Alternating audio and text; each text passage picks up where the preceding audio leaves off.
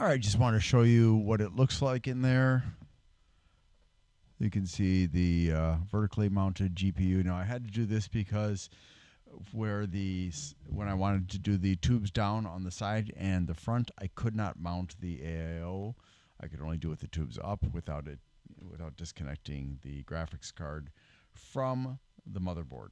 So that's how it's currently set up. Once I get to the point where I need to do the testing with the graphics card attached, which is actually, since I'm doing it in two different ways, with the graphics card attached to the motherboard and the graphics card on the mount on the sitting on the shroud, that's actually going to pretty much double the number of tests that I've got to do. So instead of doing 10, I'm going to do 20 tests, or whatever it is.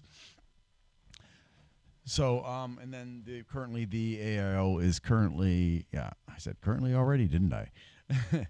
Is mounted on the front with the fans intaking, and the tubes are going in through the top. You can see that the radiator is right there in the middle of the screen. And yeah, that's really all there is. There's the block mounted there. Sorry, the lighting's not so great. I don't have an assistant. But I just wanted to let you know about this.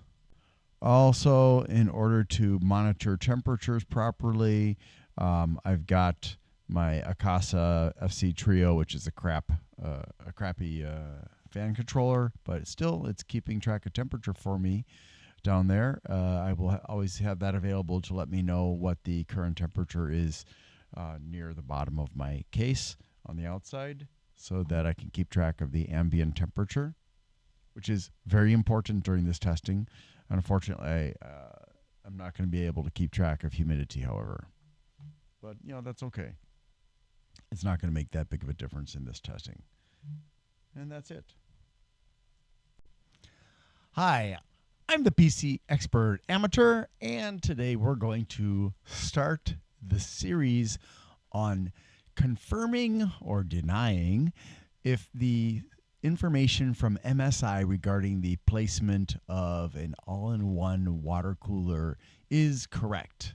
Now, I don't know if you have looked at that document, but I will leave a link for it in the description so that you can go look for yourself. But basically, it shows that the best position, now keeping in mind that for the testing that they did, they tested in 3 positions: on the bottom of the case, on the front of the case, and on the top of the case with a 360 millimeter water cooler. They did not have a case where there was a side option.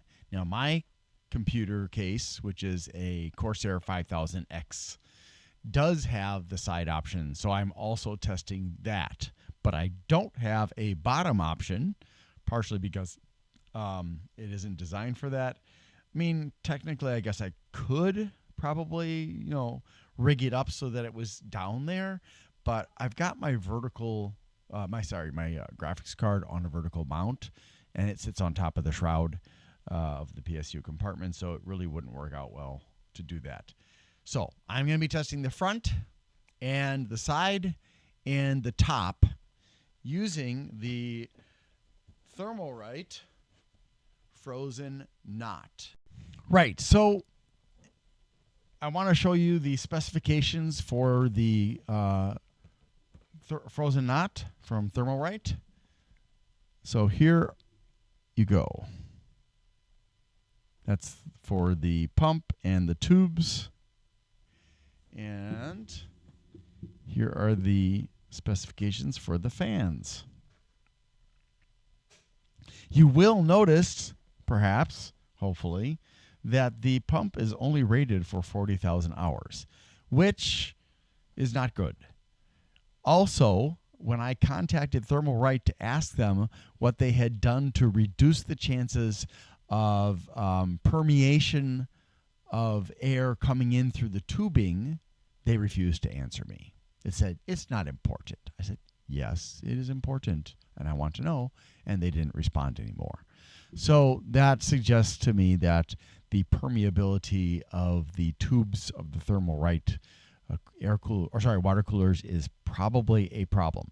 But the key points here are that you should pay attention to, aside from how long it's expected to last, or the MTTF or MTBF, whatever you want to call it, the life expectancy, lifespan, whatever. There are lots of different names for the same thing. So you want, when in consideration of whether you can use it on your computer, you have to look at the size of the water block, because if it's too big for what's around it, you won't be able to mount it. And you want to look at the size of the radiator, because if it's too big, you won't be able to mount it. And what's the size of the radiator with the pumps attached? Because if there's not enough space, there's not enough space. So you want to look at that. Also, you want to look at the pump noise and the fan noise if that's a concern for you. Now, with this one, the the pump noise is less than or equal to 28 decibels, and the fan noise is less than or equal to 27.7 decibels. And then you want to look at the pump speed. So lower pump speeds are going to push air through the system more slowly. That could be good. It could be bad. If it's too slow, it's not going to have the water moving through the system fast enough to really effectively dissipate heat. However, if it's moving too quickly, that could also potentially result in inefficiency in heat extraction via the radiator, because it's not going to have enough time for the radiator to soak up and dissipate that heat from the water. I don't know what the optimum speed is. If somebody does, please put it in the comments, or if you have a reference that I can look at to try to find that out, that'd be great. You also want to look at how much power it's using. Now, I have disconnected the LEDs in this. This comes with ARGB. I don't need ARGB. It looks pretty, but it's useless, pretty useless. And so I've disconnected all the LEDs. All I've got connected are the things that actually do the work. So you want to look at how much power you're going to be exhausting all the time, because if you're living in an area where power is very expensive, you don't want to get a system that's going to suck up a huge amount of power. You also want to look at the flow rate. Now, this one has a flow, and a lot of companies don't tell you what the flow rate is, which is irritating. But this one has equal to or greater than 1,500 milliliters per minute. And again, I don't know if that's an optimal number, or if that's too slow or too fast. And you also want to look at the maximum lift. Maximum lift tells you how high the pump can push the water up above the pump's position. This pump can push up to 1.6 meters, which is almost as tall as I am. So in theory, you could take the pump, you could cut the tubes, add extensions into the tubes so that the radiator was 1.6 meters above the pump, far away from the case, where it can dissipate and not affect the case at all, and it would work. Now, would it work optimally? No. The higher it is, the farther the distance between the pump and the radiator, the slower the water is going to circulate, and as a consequence, if you get it too high, above, too close to the maximum pump lift, it's going to potentially get so slow that it's not going to be able to effectively cool off your CPU. You also want to look at the pump bearings. This has a ceramic bearing, and it doesn't say here, but it is mounted on the tube, like I said, I think. And then you want to also look at the fans. So you want to look at the fan RPMs, or the fan speed. This one goes up to 2,000 RPMs, which is good. You're going to need that potentially, especially if you've got a really hot CPU. The noise level, again, is important. You want to look at airflow. That's usually measured in CFMs, or cubic feet per minute. And this one has 72.37, which isn't amazing. It's, I would say, probably a bit above average, but it's not amazing. And then you want to look at the static pressure, which is 2.87 millimeters of water, maximum, of course. And that is on the low end of the scale that we want to see for fans mounted on a radiator, unless the radiator is thin and or low density. You can also look at the connectors. 4-pin, for the pump, you don't need 4-pin. You, 3-pin is fine. Even 2-pin is fine. Because you're going to want for the fan, it is best off run at the same speed all the time. It'll improve the durability, the longevity of the pump. But for the fans, you want them to be able to go up and down in terms of speed. So you don't want any 2-pin fans.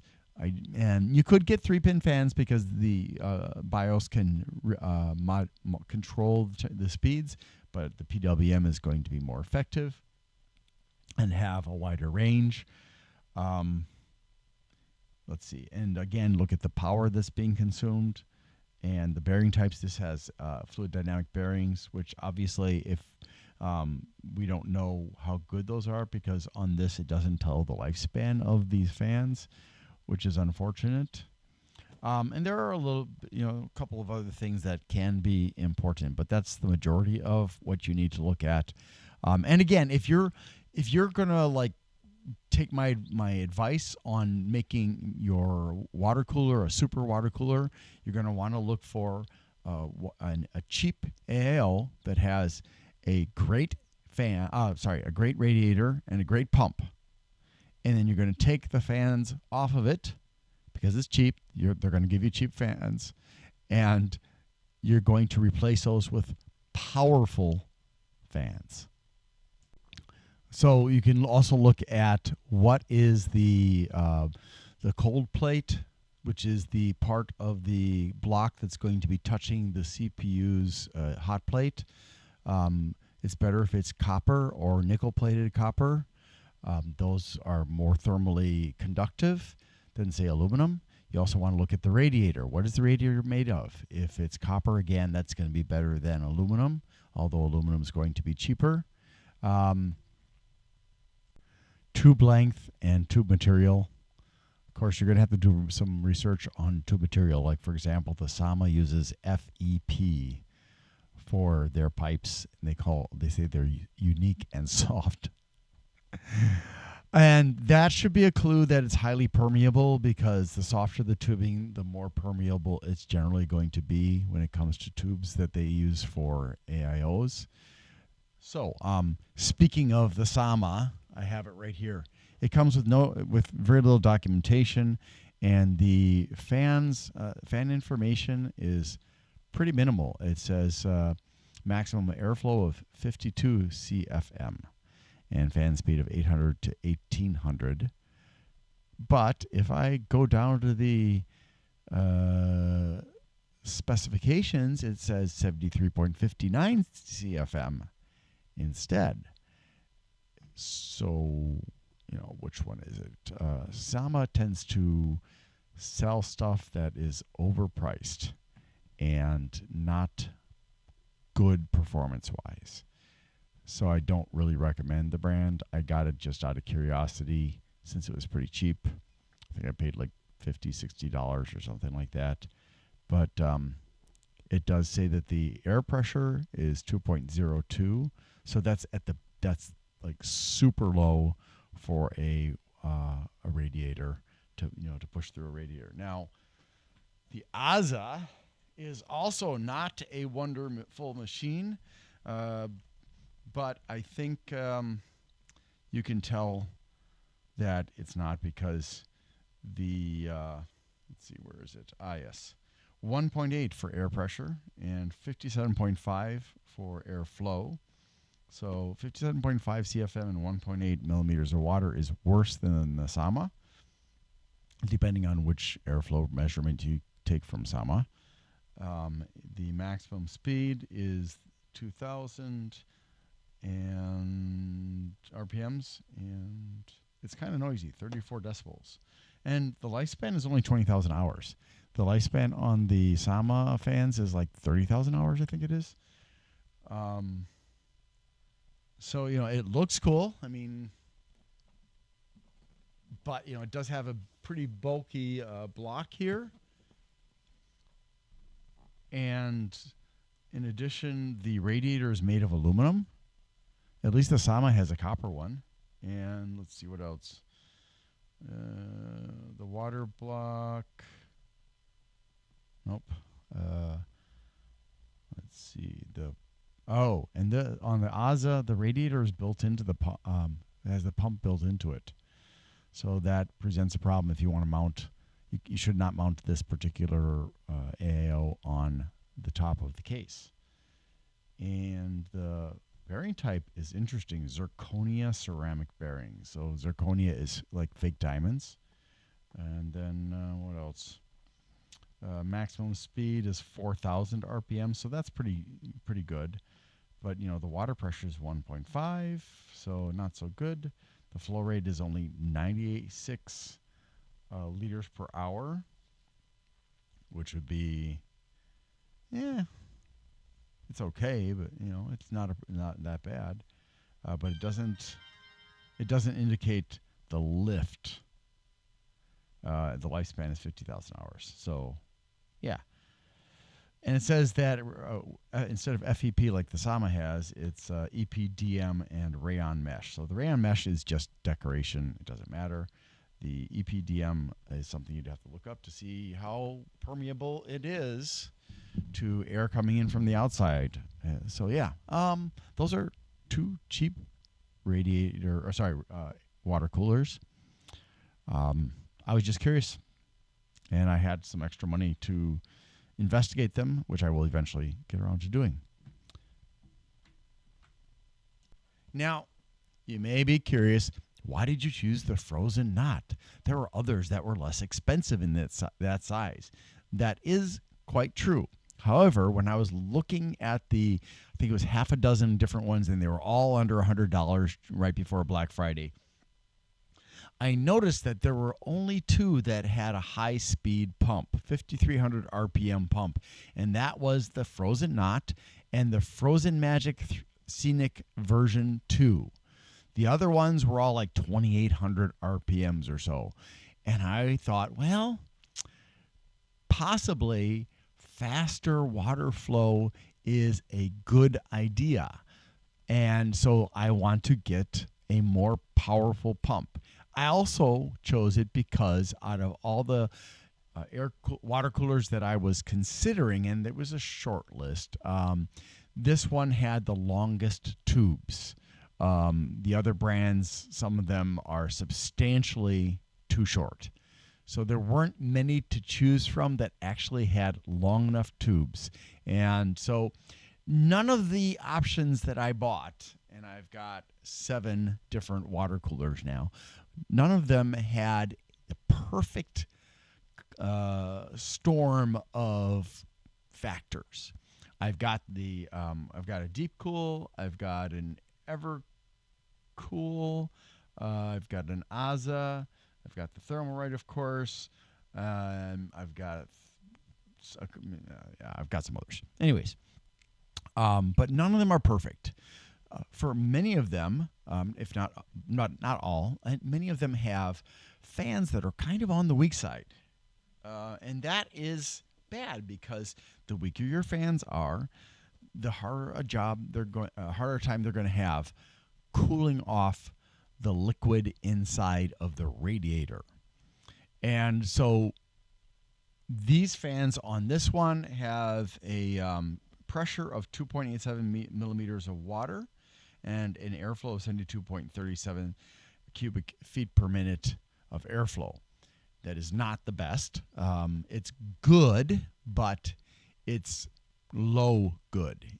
It's toward the lower end of the range for what I would consider to be allowable on an AIO. And at least one of the fans or one of the water coolers that I have, which would be the ASA, and then there's another one from Sama.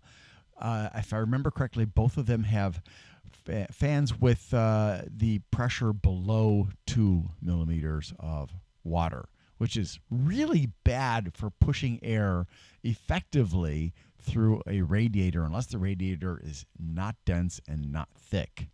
So especially if you're going to buy a radiator for a custom loop or an AIO that has a thick, dense loop, you want to have the best, most powerful fans on there that you can afford that aren't going to drive you crazy with the noise. And so As you may have seen in my PC building series, my recommendation is, whether it's an air or water cooler, is to buy and install the best, strongest fans you can afford. So one of the best for in that category that are reasonably priced in terms of what you're getting for the deal is the Fantex T30. There's also the Iceberg Thermal iScale Extra. There's the, trying to remember all the other ones.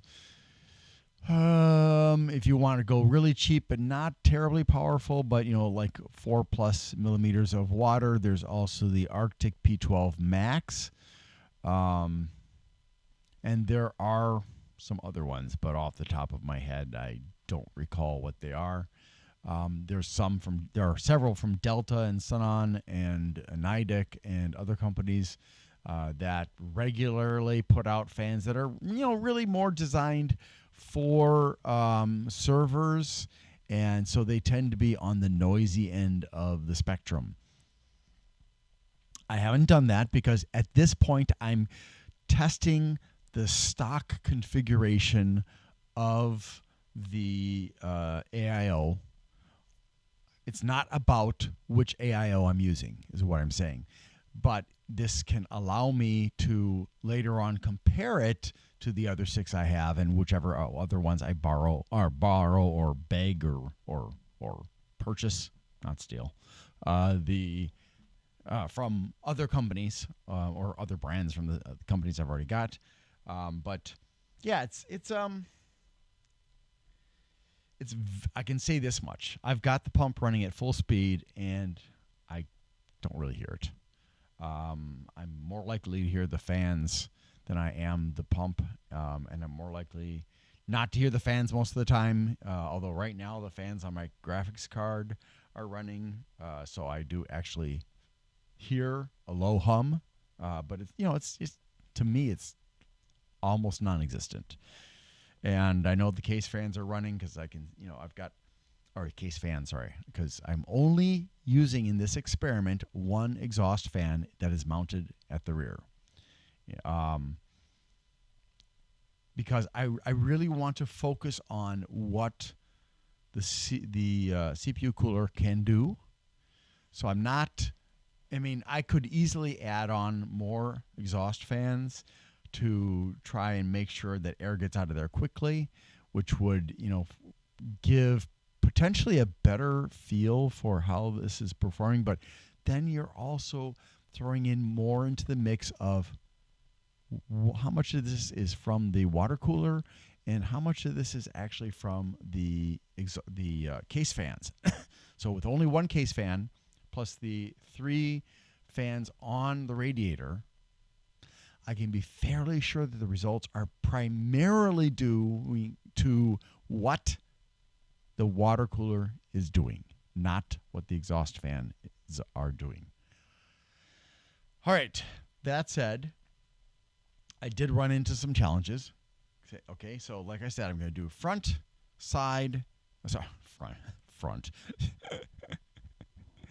I'm going to do top, side, and front. Also, when it's on the side or on the front, I will do it with tubes up and with tubes down. Now, one note, as far as the way I'm testing right now, I have the block mounted on the CPU socket in such a way that the tubes are exiting the block from the bottom.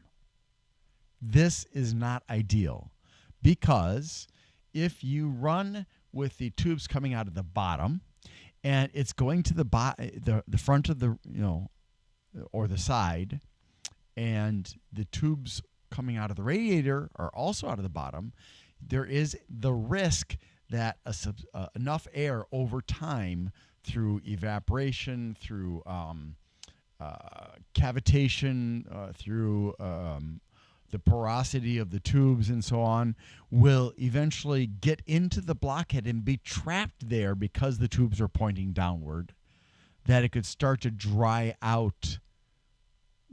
If you've got the pump inside of that block, it could start to dry that out. Now, on this particular cooler, that's not an issue because the pump is mounted on the tubes near the radiator, which means you have to look at where the radiator you have to look at where the radiator is located as far as top or side or bottom, and we don't recommend bottom because bottom tends to produce the worst results according to MSI and to other people. So you're going to have to say, is the pump in the block? Is the pump, or is it on the tubes, or is it in the radiator? Each of those requires consideration because where the pump is has a major impact on how you want to mount the AIO. Because if you don't pay attention to it, you could end up drying out the pump, which means it's going to overheat, it's going to seize up, it's going to die, and then your whole computer is going to overheat. And hopefully it'll shut itself off before damage is done. But there's always the risk of a malfunction that could have knock-on effects that could cause you to lose some or all of the components of your computer. However remote that possibility is, it is a possibility. And that depends partially on the motherboard you've got, whether it's designed to shut down in the event of overheating. Right. So I will be looking at, for the position in the front and on the side, tubes down and tubes up. But if I look at this particular AIO, and I look at the fact that the pump is located about 3 inches from the radiator, and it's almost at the same height as where the tubes are entering the radiator, that means there's a very good chance that over time that pump, if left in that position, will run dry. If, however, I mount it with the tubes down, then there's a chance that a significant amount of air will get trapped in the block. Now, I don't think that's a good idea because air is not as good as water at moving heat away from the CPU. So we don't want that. So although I'm testing with the tubes down coming out of the block, you have to pay attention to what's going to be the best situation for the AIO that you have purchased, not the AIO that I am using. All right? Because I'm doing this short term, it's not going to be relevant. This is a new AIO that I bought during Black Friday. Well, Black Friday week. And therefore, I'm going to be switching it around a lot to the different positions I have to do. So I have to do 2 positions on top because, you know, it doesn't matter front and back on the top. That's not important. With this AIO, that position is going to be safe because the pump will be below where the air will be trapped in the radiator. And then there will be 4 positions on the front I need to test and 4 positions I need to test on the side. Remember, top, side, and front, tubes up and tubes down. And then finally, in the fans set to intake and the fans set to exhaust. So that's what we'll be going through in this series. And it's going to take a few weeks because, you know, I've got some anxiety about doing this and I've been kind of dragging my feet about it. I should have been able to have a few videos out already by this time. But, yeah, I have to fight my anxiety to get that stuff done. Right. So that is basically what's going on. And my intention, again, is to prove and or disprove MSI's results. And just to give you a feel for what it is that MSI's results were.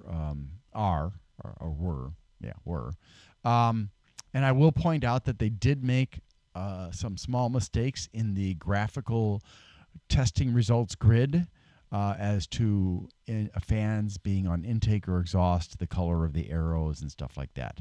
But according to their testing, and I don't know, hold on, let me see. I'll just search for it. No, they didn't.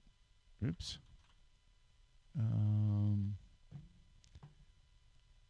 They do explain types of liquid cooler installation, radiator location matters, bottom mount, top mount, front mount, tubes down, tubes up, and then they gave some recommendations for AIOs and also for cases, because some cases are more designed for AIOs and some are more designed for air coolers. My case does both just fine. So looking at it, it's broken down into a 3x4 grid. The top of the grid shows top mount, front mount, tubes up, and front mount tubes down. And then the left-hand column shows which fans are on exhaust and which fans are on intake. And every one of them, so it's basically the AIO, the intake fan, and then the exhaust fan. If they're, and sometimes there's only intake, sometimes there's only exhaust.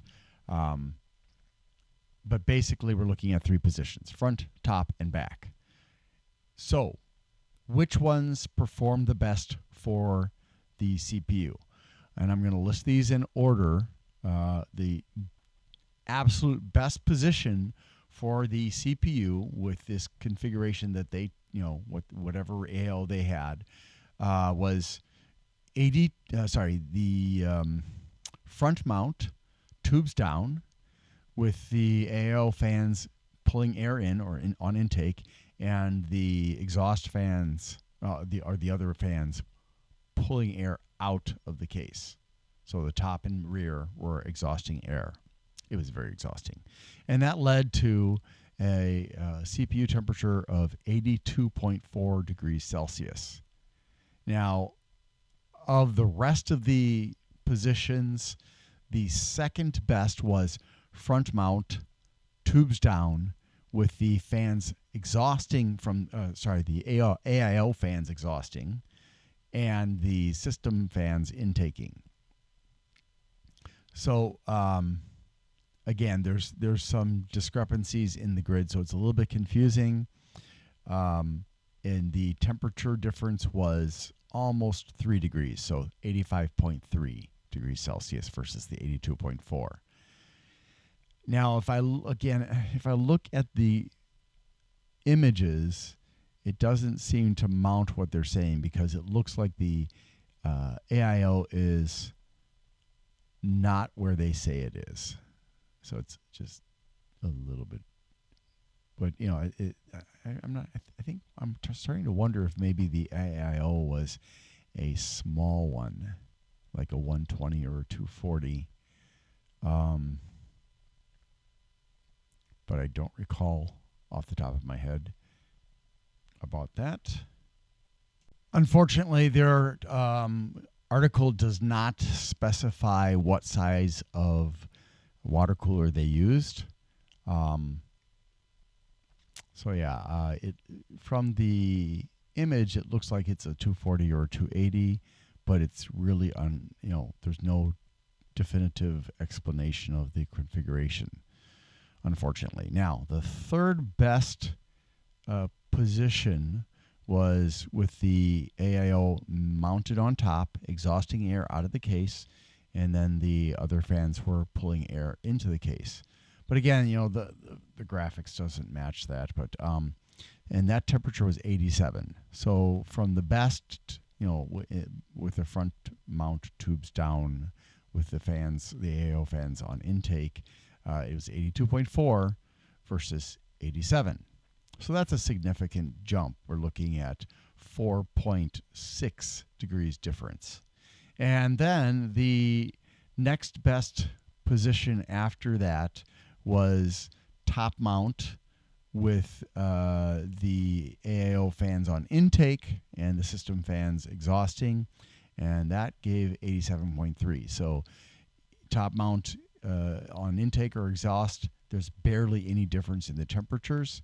And then the next best was front mount, tubes up, with the AIO on intake and the system fans on exhaust, and that got a temperature of 87.8. So there we're looking at a difference of 5.4 degrees difference between that and the best position. And then the next, and then all the other ones, they're higher than that. So we've got 1, 2, 3, 4, 5, 6 positions where it's 90 plus, and the 7th position is almost 90, 89.9. Now, some people look at this grid because it shows both CPU and GPU temperatures, and they're like, oh my gosh, that best position there is not the best position for the GPU. Well, you are using the AIO for the CPU, not the GPU. Now, if you're going to use the AIO for the GPU, these results are not going to be correct. So if you really feel it's important, you can also pay attention to the GPU results. However, the truth of the matter is you're cooling your CPU, which gets a lot hotter than the GPU. The best position for the GPU is going to be top mount with all the fans on exhaust. So you have a negative pressure situation at 72.3 degrees. But again, that's one of the hottest positions for the CPU, 93.3. So you're going to thermal throttle, or you're going to be close to thermal throttling unless you have one of the modern, most recent versions of CPUs that are designed to run at 95 degrees Celsius. Literally designed that way. But still, you want to go for lower CPU temperatures, because the lower you can get the CPU temperature, the more performance you get out of the CPU. So anybody who says a stronger cooler is overkill is only correct in so far as if you are exceeding the maximum heat dissipation potential of the AIO, then you don't, all that extra power is unnecessary. But at the same time, if you upgrade to a hotter CPU, then that extra overhead that you're not using becomes valuable, because now it's also usable on a hotter CPU. So yeah, so again, best positions are the top and the front. Worst position, is going to be bottom. Oh, and just to explain, when you have the AIO mounted on the bottom, what's going to happen is virtually none of the air that will build up in the AIO, and it doesn't even matter if it's a custom water cooling system, is going to be trapped in the not in the radiator. It's going to circulate through the radiator and go up into the block. And again, if the pump is in the block, the pump's going to run dry. If the pump's not in the block, then if heat dissipation efficiency is going to reduce as air builds up in there, simply because air will not be circulating through the whole system and allow that heat in the air to be dissipated inside the radiator. So you're at best, you're going to have some cooling potentially, but it's not going to be doing a good job. And at worst, your pump is going to run dry. So just say no. And then if you have it with the radiator mounted on top, air is going to build up in the top of the radiator. And, eventually it's going to get to the point where that's going to interfere with circulation, but that will probably take years. And you'll notice that your thermal temperature is getting worse. So, it eventually is going to have an impact. Now, if the radiator's mounted with the tubes coming into the bottom of the radiator, then the air is going to get trapped at the top, which is fine unless the system is not designed to bypass an air pocket at the top or anywhere in the system. So of the radiator, that is. So if the water gets up to the top there and there's nowhere for it to go, that's going to create a problem over time. Eventually, there's going to be so much air in the radiator that it's going to mess up the heat dissipation anyways. And if you have it set up so that the tubes are going into the top, then air is going to tend to want to accumulate at that point where the tubes are going in and out, which means some of that air could get pulled down into the block, and then hopefully it'll be recirculated. But it depends. Then it would depend on the power of the pump to push that air all the way through. So, again, you need to look at your AIO and where the pump is. But just in general, don't mount your AIO with the tubes coming down out of the block that's on the CPU, no matter where the pump is. Have it coming out of the side if you can. Better yet, have it coming out of the top, because that way air can't get trapped inside the block. So that's it for this. This is just the intro to the series so that you understand what I am trying to do. And I encourage you to go to www.msi.com/blog/how to place your liquid cooler, with dashes in between, or hyphens if you want to call them hyphens, or minuses. It doesn't really matter. And I look forward to hearing your thoughts, your questions, your feedback on this. And I look forward to getting to the end of it to find out what's better: top, front, side, tubes up, tubes down. Now, again, we're not doing a longevity thing, so we're not finding out over time which one's going to cause the most trouble for the functionality of the unit. But I think I've explained that adequately so that you can hopefully make good decisions about that. All right. Thank you so much for watching, and I'll see you in the next video.